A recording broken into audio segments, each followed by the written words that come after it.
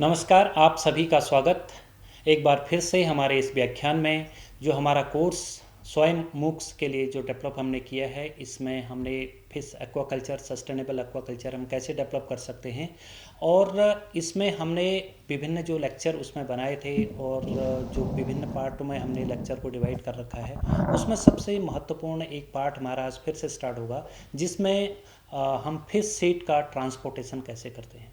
इससे पहले हमने जो पिछले व्याख्यान में चर्चा की थी मछली प्रजाति के चयन के बारे में, फिश सीड सिलेक्शन के बारे में।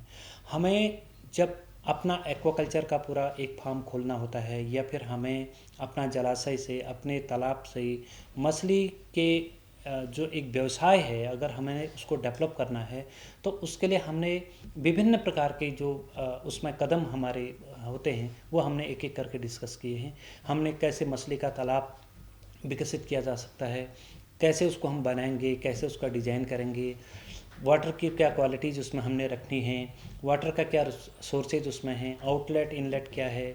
उसके बाद फिर हमने मछली प्रजाति के हम चयन के बारे में भी हमने बात की थी कि हम मछली का कैसे चयन करते हैं, कैसे एक अच्छी प्रजाति का चयन करते हैं, हमें क्या क्या उसके सोर्सेज होंगे, कहाँ से हम मछली की प्रजातियों को लाएंगे, और कैसी मछली होनी चाहिए हमारे जलाशय के लिए। हम जिस जगह पर रहते हैं वहाँ का कैसा इन्वायरमेंट है, कैसा वहाँ का टेम्परेचर होता है, कैसा पानी का पीएच है, कैसा वहाँ पर कार्बन डाइऑक्साइड गैस की स्थिति है पानी में, और डिजॉल्व ऑक्सीजन की क्या स्थिति रहती है। ये सारी चीज़ें हमें जो पानी के बारे में पहले ये जानकारियाँ भी रखनी ज़रूरी होती हैं। फिर वहाँ की कैसी जो पूरा एक इन्वायरमेंट है, वो कौन सी प्रजाति की मछलियों के लिए सूटेबल हो सकता है। तो ये हमने मछली प्रजाति के चयन के बारे में, ऐसी प्रजातियों का हमें चयन करना होता है जिनकी थोड़ा सा जो रोग प्रतिरोधक जो क्षमता होती है वो भी थोड़ा सा ठीक ठाक स्थिति में होनी चाहिए, और जिनमें जिनका जो प्रोडक्शन है, जो रिप्रोड्यूस करने की जो उनकी कैपेबिलिटी होती है, अच्छा प्रोडक्शन जो दे सकते हैं, हमें ऐसी प्रजाति का भी चयन करना होता है। जो हमारे उस टेम्परेचर के लिए सूटेबल होती है, हमें ऐसी प्रजाति का भी चयन करना होता है, क्योंकि उस जगह पर हम नई प्रजातियों को लाएंगे, उनका हमें जो है चयन करके लाना होता है ताकि वो वहाँ पर सस्टेन कर सकें। तो ये कई सारी चीज़ें जो हमने मछली प्रजाति के चयन के बारे में बताई थी, और उसी के साथ साथ हमने मछली प्रजाति का चयन भी कर लिया है। अब हमें जो मछली का जो बीज है उसका कैसे हम संग्रह करेंगे, कैसे भंडारण करते हैं, कैसे उसकी पैकेजिंग करते हैं, कैसे उसको एक स्थान से दूसरे स्थान तक ले जाते हैं। यदि हमें किसी दूसरे स्थान से अपने उस जलाशय तक उस प्रजाति को लाना है सिलेक्शन करके, अब हम उसको कैसे लाएंगे, उसका ट्रांसपोर्टेशन कैसे करेंगे। इस भाग में हम विस्तृत रूप से जो ट्रांसपोर्टेशन है फिश सीड का, उसके बारे में हम अध्ययन करेंगे, और उसके बारे में हम सीखेंगे कि क्या क्या चीज़ें उसमें हमें ध्यान में रखनी होती हैं, कैसे पैकिंग होती है, कैसे स्टोरेज किया जाता है, कैसे कलेक्ट किए जाते हैं, कितनी दूरी हमारी ले जाने की है, कितने घंटे में हम उस सफ़र को तय करेंगे। ये सारी बातें हम इसमें बहुत विस्तार से सीखने वाले हैं। तो शुरू करते हैं हमारे इस लेक्चर को, जिसका महत्वपूर्ण जो विषय है वो मछली बीज के परिवहन के बारे में है। कैसे इसका संग्रह किया जाएगा, कैसे भंडारण किया जाएगा, कैसे पैकिंग की जाएगी। इस व्याख्यान में हम मछली बीज संग्रह की जो विभिन्न प्रकार की विधियां हैं और जो सावधानियां होंगी उन पर भी जिक्र करेंगे, उनको भी सीखेंगे। मछली बीज का जो वैज्ञानिक भंडारण होता है हम उसके बारे में भी जानकारी जुटाएंगे। जो बीज की पैकिंग होती है और सुरक्षित परिवहन की जो तकनीकें होती हैं हम उसको भी विस्तार से जानेंगे। मछली बीज का सीड कलेक्शन किस तरीके से किया जाता है, क्योंकि मत्स्य पालन उद्योग की जो सफलता का एक महत्वपूर्ण आधार है वो है उत्तम गुणवत्ता का बीज होना, और यदि बीज की गुणवत्ता खराब होती है तो उसका परिवहन अनुचित होता है, तो पूरी उत्पादन श्रृंखला जो होती है हमारी वो प्रभावित हो सकती है। इसलिए हमें इस महत्वपूर्ण भाग पर भी ध्यान देने की आवश्यकता है, और हमें इसको सीखने की भी आवश्यकता है। हमारे जो फार्मर्स हैं, जो कृषक हैं, हम उन तक भी इस जानकारी को सही तरीके से उनको इस बारे में अवेयर कर सकते हैं। ताकि उनको अच्छे उत्पादन मिल सके, जो रोज़गार की जो उनकी स्थितियां होती हैं वो अच्छी हों, सही हों, किसी तरीके से प्रभावित ना हो। तो ये सारी बातें भी हमें ध्यान में रखनी है। मछली पालन एक कहावत जो एक्वाकल्चर के लिए होती है, फिश एक्वाकल्चर के लिए, कि मछली जो है जब हम उसकी पैकिंग करते हैं या पालन करते हैं तो बिल्कुल जैसे आलू मूली नहीं है कि हम उसको कैसे भी पैक कर लें या कैसे भी रख लें। उन्हें बहुत मजबूत स्वस्थ रखना है तो सिर्फ और सिर्फ हमें जो है बहुत सौम्य तरीके से, बहुत कोमल तरीके से, बहुत प्रेमपूर्ण तरीके से उनकी देखभाल करने की आवश्यकता होती है। और परिवहन के लिए मछलियों का जो अनुकूलन होता है, जो अडेप्टेशन होता है, वो करने की उनकी क्षमता से संबंधित होता है। जैसे जैसे जो रंगीन जीवन चरणों से गुजरती है उनका प्रतिरोध भी बदलता रहता है। इसलिए हमें हर बात को ध्यान में रखना है कि किस तरीके से फिश सीड का कलेक्शन किया जा सकता है, कैसे उनका स्टोरेज किया जा सकता है, कैसे उनकी पैकिंग की जा सकती है, कैसे उनको एक स्थान से दूसरे स्थान तक ले जाया जा सकता है, कैसे ट्रांसपोर्टेशन होता है और कैसे उनका कल्चर करना है। हालांकि हमने पिछले अध्यायों में भी जो प्रतिदिन की, जो दैनिक जीवन में जो जिस तरीके से हम अपने खान पान के लिए, अपने एक छोटे से बच्चे के लिए जिस तरीके से हम उसका खान पान और रख रखाव करते हैं, देखभाल करते हैं बच्चों की, वैसे ही मछली के बच्चों के साथ भी, मछलियों के साथ भी वैसे ही देखभाल करनी पड़ती है, वैसे ही कोमल और प्रेमपूर्ण व्यवहार से उनके साथ रहना पड़ता है। तभी जा कर के हमें एक अच्छा प्रोडक्शन मिल सकता है, सही तरीके से हम अपने बिजनेस को आगे बढ़ा सकते हैं। एक सस्टेनेबल एक्वाकल्चर तभी डेवलप हो सकता है। मछली बीज की हम बात कर रहे थे, इसके क्या स्रोत हैं, हम इस पर भी थोड़ा सा जिक्र करेंगे कि मछली का जो बीज है ये किसे कहते हैं। मछली बीज, फिश सीड क्या है। जो मछली का जो बीज है उसका तात्पर्य होता है जो फिश लार्वल स्टेज होती है, जो फिंगरलिंग्स होते हैं, जो फ्राई स्टेज होती है, जो पालन के लिए तैयार हो जाते हैं, उसको हम फिश सीड कहते हैं, उसको मछली का बीज कहा जाता है। तो इसके जो स्रोत हैं, कुछ तो प्राकृतिक स्रोत होते हैं और कुछ कृत्रिम स्रोत होते हैं। प्राकृतिक स्रोत में जैसे नदियाँ हैं, तालाब हैं, अन्य जलाशय हैं, ये इसके प्राकृतिक स्रोत हैं। हम वहाँ से भी इसको ला सकते हैं, वहाँ से भी कलेक्ट कर सकते हैं, नदियों से भी कर सकते हैं। हमें विभिन्न प्रकार की प्रजातियों का जो रिवराइन सिस्टम है हमें वहाँ भी मिल सकता है। हिल स्ट्रीम में जहाँ भी हम देखेंगे हमें जो मछलियाँ मिलती हैं, हम उनका भी कल्चर कर सकते हैं, अपने घर में ला सकते हैं, अपने कहीं एक जलाशय में ला सकते हैं, या फिर घर में हमने फिश पॉन्ड बना रखा है हम वहाँ भी ला सकते हैं। लेकिन उनको ट्रांसपोर्ट करने का सब वही तरीका होगा जो हम इस अध्याय में पढ़ेंगे। इसके अतिरिक्त जो कृत्रिम स्रोत होते हैं, जैसे कुछ निजी या सरकारी जो हैचरी होती है, फिश हैचरी जो होती है, जहाँ पर जो फिश जो है उनका आर्टिफिशियल तरीके से भी रिप्रोड्यूस किया जाता है या प्रोडक्शन उनका किया जाता है, वहाँ पर हम ये कह सकते हैं। तो हैचरीज में जो है हम वहाँ से भी इनको लाते हैं। किस तरीके से हम वहाँ से लाएंगे, तो ये सब बातें भी हमें ध्यान में रखनी है। तो ये एक जो मछली का जो बीज है उसके स्रोत हैं, एक कुछ प्राकृतिक स्रोत हैं, कुछ कृत्रिम स्रोत होते हैं। साथ ही जो संग्रह के समय ध्यान देने वाली जो योग्य बातें होती हैं, जैसे कहा जाता है या अमूमन अगर वैज्ञानिक तरीके से हम देखें, सुबह या शाम का जो वक्त होता है वो सबसे बेहतर होता है मछलियों को कलेक्ट करने का या ट्रांसपोर्ट करने का। इसलिए किया जाता है क्योंकि उस समय जो तापमान होता है वो पूरे दिन भर की अपेक्षा ठीक रहता है। जो सुबह का तापमान होगा या जो शाम का तापमान होगा, खासकर हम अगर गर्मियों की बात कर रहे हैं तो गर्मियों में सुबह और शाम का जो तापमान है वो दिन के तापमान से थोड़ा मेंटेन टेम्परेचर रहता है। बाकी जो साधन हैं जैसे साफ कपड़ा है, बाल्टी है, बैग है या प्लास्टिक टब है, ये सारी चीज़ें हमें ध्यान में रखनी है कि हम किस तरीके से संग्रह कर रहे हैं। जल की गुणवत्ता, संग्रह के समय जो पानी का तापमान है अमूमन 25 से 28 डिग्री सेंटीग्रेड के बीच होना चाहिए। ऑक्सीजन का स्तर 5 मिलीग्राम प्रति लीटर के हिसाब से वो ऑक्सीजन का लेवल होना चाहिए। तो ये बहुत महत्वपूर्ण बातें हैं जो हम इसमें ध्यान में रख सकते हैं। इसमें भी हमें बहुत सारी सावधानियों का ध्यान रखना पड़ता है। जैसे बहुत तेज़ धूप हो रही है तो उससे हमें बचाना है। बाकी हम अगर जैसे ट्रांसपोर्ट कर रहे हैं तो अत्यधिक रूप से हिलाने डुलाने से जो मछलियों को जो है वो तनाव की स्थिति आ जाती है। तो उससे एक जो उनके अंदर का जो फ्रस्ट्रेशन का जो लेवल है, जो एक टेंशन का जो लेवल है वो ना हो। बहुत ज़्यादा मूवमेंट करने से, गंदे पानी का हम उपयोग नहीं करेंगे। ये कुछ सावधानियां हैं जो हम अपने स्तर से भी तय कर सकते हैं, अपने स्तर से भी देख सकते हैं इन चीज़ों को। ये मछली का बीज है, कुछ चित्र की सहायता से हमने समझाने का प्रयास किया है, ये पहले चित्र में भी और दूसरे चित्र में भी। ये एक जो फिंगरलिंग की स्टेज से कुछ ऊपर है और कुछ नीचे की स्टेज वाले हैं, और कुछ इससे भी नीचे फ्राई स्टेज पर होते हैं। तो ये विभिन्न प्रकार की मछली के बीज हैं, इस तरीके से इनको कलेक्ट किया जाता है। तो कौन कौन सी इसमें सावधानियां हमें कलेक्शन के लिए रखनी पड़ती हैं, अभी हमने जिक्र किया था उसका। साथ ही अब जो भंडारण की जो आवश्यकता थी जो फिश को, उसकी क्यों आवश्यकता हमें पड़ी, जरा इसके बारे में हम एक बार जान लेते हैं। जब बीज को तुरंत नहीं भेजा जा सकता है तो उसको कुछ समय के लिए, कुछ थोड़े समय के लिए हमें सुरक्षित और ज़रूरी जीवित रखना बहुत आवश्यक होता है।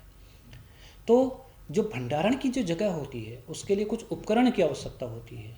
भंडारण की निश्चित एक जगह होनी चाहिए हमें, जैसे शेड वाले स्थान है जहाँ पर छाया रहती है, या वायु रहित टैंक कुछ ऐसे होते हैं, या सीमेंटेड टब होते हैं जहाँ पर हम उनको भंडारण के रूप में रख सकते हैं।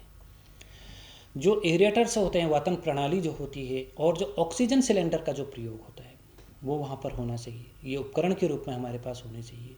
पीएच मीटर हमारे पास वहाँ पर होना चाहिए, ताकि हम जो पानी का जो पीएच है वो स्थिति हम बीच बीच में पता करते रहें। तापमान मापक हमारे पास जो थर्मामीटर होता है, तापमान मापक जो यंत्र होता है वो हमारे पास होना चाहिए। और जो ऑक्सीजन मापक उपकरण है जिससे हम डिजॉल्व ऑक्सीजन का मेजरमेंट करते हैं, अमूमन जो है ये 3 चीज़ें हमारे पास होनी ही होनी है। इसके अतिरिक्त भी और उपकरण हैं जो हमारे पास वहाँ पर हों, और हम टाइम टू टाइम जहाँ पर भंडारण हमने कर रखा है वहाँ पर हम इन चीज़ों को ध्यान में रखें और देखें। तो जो एक आइडियल जो स्टोरेज जो है, जो भंडारण की जो स्थिति होती है, जहाँ पर का तापमान हमने बताया कि 25 से 28 डिग्री सेंटीग्रेड का होना चाहिए, पीएच वहाँ पर जो है 6.5 टू 8.5 के आसपास में होना चाहिए, ऑक्सीजन 5 मिलीग्राम प्रति लीटर के हिसाब से वहाँ पर इक्वल रहना चाहिए, और जो समय है 6 से 24 घंटे से अधिक नहीं होना चाहिए, ज़्यादा लंबा समय भी हम, ऐसा नहीं है कि 3 दिन 10 दिन 20 दिन तक हमने स्टॉक में वहीं पर रख दिया है, तो उसके लिए भी एक समय की सीमा होती है।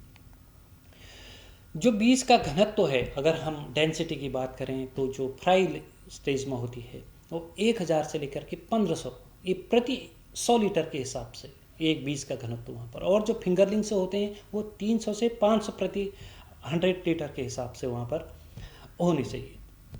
कुछ उपाय इसमें हम अपना सकते हैं, जैसे समय समय पर पानी का बदलना हम वहाँ पर करते रहेंगे। मछलियों को जो स्ट्रेस होता है, जो तनाव होता है, उससे बचने के लिए जो एंटी स्ट्रेस सॉल्ट है या फिर विटामिन सी है, इसका हम उपयोग करेंगे, जिससे उनको बहुत स्ट्रेस, एक उलझन सी जो स्टोरेज के समय पर या भंडारण के समय पर रहती है, वो उससे थोड़ा बचेंगे। तो उसके लिए हम एंटी स्ट्रेस सॉल्ट का भी प्रयोग कर सकते हैं, विटामिन सी का भी प्रयोग कर सकते हैं, और आवश्यकता अनुसार जो हल्का वातन है यानी जो एरेटर्स है उसका भी हम इस्तेमाल बीच बीच में करना हमें आवश्यक होता है, ताकि हम उनको सही तरीके से जो है वहाँ पर मेंटेन कर सकें, उस अवस्था में हम उनको रख सकते हैं। जो मछली बीज का जो हम संग्रह करते हैं उसके लिए एक हमारे पास सूत्र होता है, एक फॉर्मूला होता है, हमें किस तरीके से मछलियों की पैकिंग की जाती है। अभी हम आगे इसको हम डिस्कस करेंगे कि इसकी पैकिंग कैसे करते हैं, कैसे इसको ले जाते हैं, कितने घंटे का सफ़र होता है, कितना हमने एक पैकेट में बीज को रखना चाहिए, और कितनी उसमें ऑक्सीजन की मात्रा होनी चाहिए, कितने घंटे का हमारा सफ़र है, कितनी दूरी से हम उसको ला रहे हैं, और बाई कार ला रहे हैं, बाई ट्रक ला रहे हैं, या फिर बाई एयर ला रहे हैं, किस तरीके से उसका सीट हमारा जो है ट्रांसपोर्ट हो रहा है। ये सारी चीज़ें हमें बहुत विस्तृत रूप से इसमें ध्यान में रखने की आवश्यकता है। जैसे मछली बीज है, उसको हैचरी या जो संग्रह के स्थान से बहुत सावधानी पूर्वक जो है इकट्ठा किया जाता है, और कंटेनर्स में, हालांकि पहले जो पूर्व में जो किया जाता था, प्राचीन समय से जो ट्रांसपोर्टेशन हांडी में जैसे किया जाता था, ओपन सिस्टम, क्लोज सिस्टम, अभी हम जिक्र करेंगे कि ट्रांसपोर्टेशन के कितने तरीके होते हैं, उसमें ये बातें हमारी और जिक्र हो जाएंगी। तो एक कंटेनर में जो परिवहन किए जा सकने वाली जो जितनी जो मछलियाँ होती हैं, अमूमन जो बीज की जो संख्या का जो अनुमान है वो हम एक फॉर्मूला हमने रखा हुआ है, n = d-2 into V upon R into H. इसमें इस फॉर्मूले से जो n है, तो n जो साइन कर रहा है वो नंबर ऑफ जो सीड हैं, यानी कि जितने भी हमने बीज डाले जाने वाले जो बीज है, मछली बीज की जो संख्या है वो n कहलाती है। जो d है वो उस परिवेश में या उस जल में घुली ऑक्सीजन की जो मात्रा होती है, ppm में जो हम डिजॉल्व ऑक्सीजन की हम जो बात करते हैं, वो d को दर्शाता है। v की अगर हम बात करें तो जो पानी में जो पानी की जो मात्रा होती है लीटर में, उसको हम वॉल्यूम कहते हैं। तो पानी की कितनी मात्रा है, तो n, d और v ये तीन चीज़ें हैं जिसमें डाले जाने वाले जो मछली की जो संख्या है उसको हम n से प्रदर्शित कर रहे हैं। d का मतलब जो परिवेश में जो घुली हुई जो ऑक्सीजन है वो कितने ppm में है। v का मतलब जो पानी का जो मात्रा है कितने लीटर में है, उसका वॉल्यूम क्या है। और r मतलब कि प्रत्येक मछली के बीज द्वारा ऑक्सीजन की जो खपत दर है, कितना कंज्यूम किया है, मिलीग्राम प्रति किलोग्राम प्रति घंटे के हिसाब से, वो हम जो r हमने जो साइन करने के लिए दिया है वो कंज्यूम्शन ऑफ द ऑक्सीजन किस हिसाब से होगा, मिलीग्राम प्रति किलोग्राम प्रति घंटे के हिसाब से होगा।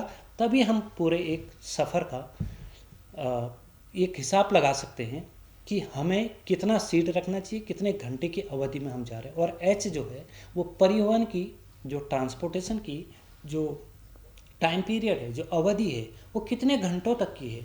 10 घंटे का है, 12 घंटे का सफ़र में जाना है, 18 घंटे का सफ़र में जाना है, 4 घंटे के सफ़र में जाना है।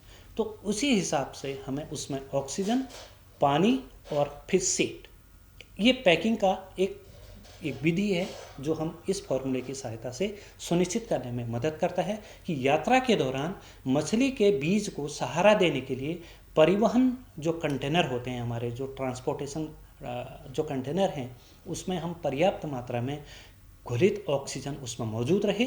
और उनके जीवित रहने के लिए वो बहुत महत्वपूर्ण है कि आप जिस स्थान पर उसको 10 घंटे, 12 घंटे, 15 घंटे के सफ़र के बाद ले जा रहे हैं, तो वो वहाँ पर जीवित अवस्था में जाएं।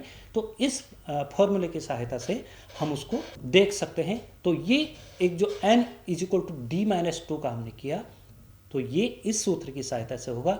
Number of seed, d means dissolve oxygen as per ppm, जो उसको हम मात्रा उसमें लेते हैं। v उसका वॉल्यूम, जो पानी कितना है उसमें किस मात्रा में है लीटर के हिसाब से। और r consumption of the oxygen, कितनी खपत दर है मछली के बीज के द्वारा, ऑक्सीजन कितना लेंगे प्रति किलोग्राम प्रति मिलीग्राम प्रति किलोग्राम पर घंटे के हिसाब से। और h जो है कितने घंटे की हमारी अवधि है। तो इसके सहायता से हम उस जीवित अवस्था में एक स्थान से दूसरे स्थान तक पैकिंग स्टेज में और एक जीवंत जो स्थिति होगी वहाँ तक हम ले जाएंगे उसको, ताकि हम वहाँ पर उनका कल्चर कर सकें। तो ये हम इसको ध्यान में रखेंगे यहाँ पर। और जो मछली बीज के जो परिवहन के लिए जो इसके अतिरिक्त कुछ और भी चीज़ें होती हैं, जिसमें ऑक्सीजन, जो खाद्य एवं जो कृषि संगठन के अनुसार अगर हम बात करें, तो लंबी दूरी के लिए जो परिवहन होता है, जो ट्रांसपोर्टेशन होता है, उसमें एक उचित एरिएटर्स, ऑक्सीजन वातन और ऑक्सीजन अनुपूरण ये आवश्यक होता है। बाकी पानी जो है एक दूसरा बहुत महत्वपूर्ण फैक्टर होता है कि परिवहन के लिए स्वच्छ और साफ पानी होना चाहिए। क्लोरीन मुक्त पानी का उपयोग करेंगे ताकि एक लंबे सफ़र में जितना भी हमें ट्रांसपोर्टेट करना है फिश सीड को, उसको हम सही तरीके से कर सकें। टेम्परेचर, जो तापमान है, पानी का जो तापमान एक समान बनाए रखना है, समान अवस्था में ले जाना है। और तापमान में अगर अचानक से परिवर्तन आ रहे हैं तो हमें हिसाब से जो है पानी को बदलना पड़ेगा, और अगर अचानक परिवर्तन हो रहे हैं तो उससे हमें बचना पड़ेगा। घनत्व क्या रहेगा? जो प्रति बैग कंटेनर में जो मछली के बीज की संख्या और मछली के आकार और परिवहन की अवधि पर निर्भर करते हैं। कुछ छोटे, कुछ बड़े, या फिर इस तरीके से जो हमारा मेजरमेंट होगा वो नहीं होता है। जो एक समान आकार के भी होने चाहिए। मछलियों की संख्या पर भी डिपेंड करेगा, मछलियों के आकार पर भी डिपेंड करेगा, उनकी कितने समय के वो हैं, किस स्टेज में हैं, वो फ्राई स्टेज में हैं, वो फिंगरलिंग स्टेज में हैं, या फिर वो बड़ी स्थिति में हैं। तो और कितने अवधि तक हमें ले जाना है, कितने घंटे का हमारा सफ़र है, कितनी दूरी पर हमें तय करके ले जाना है, ये सारी चीज़ें उनके डेंसिटी पर निर्भर करता है।